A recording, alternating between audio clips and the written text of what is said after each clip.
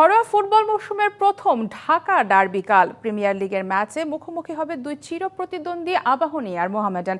সাম্প্রতিক সময়ে দুই দলের সেই প্রতিদ্বন্দ্বিতা না থাকলেও এই ম্যাচ ঘিরে উত্তেজনার হাওয়া লেগেছে কুমিল্লায়। শহীদ ধীরেন্দ্রনাথ দত্ত স্টেডিয়ামে ম্যাচ শুরু দুপুর 2:30টায়। দিনের অপর ম্যাচে বিকেল 5:30টায় ঢাকায় মুখোমুখি হবে রহমতগঞ্জ ও বসুন্ধরা কিংস।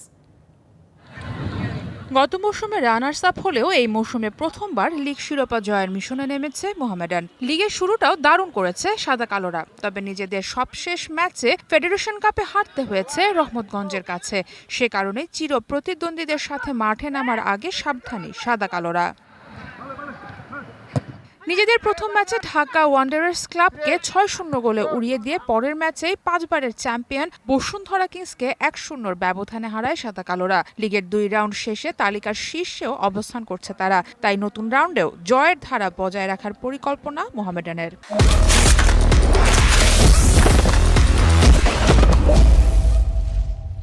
সব প্লেয়ার ফিট আছে, আমার ফরেন লোকাল। লাস্ট ম্যাচ এখানে বসুন্ধরার সাথে উইন করে গেছে।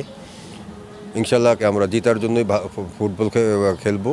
ঐতিহ্যের বিচারে আবাহনী মোহামেডান সমান্তরাল অবস্থানে থাকলেও এই মৌসুমে শক্তির বিচারে কিছুটা এগিয়ে মোহামেডান। এ ম্যাচে মোহামেডানের বড় শক্তি বিদেশিরা, আর আবাহনীকে খেলতে হচ্ছে কোনো ফরেন রিক্রুট ছাড়াই।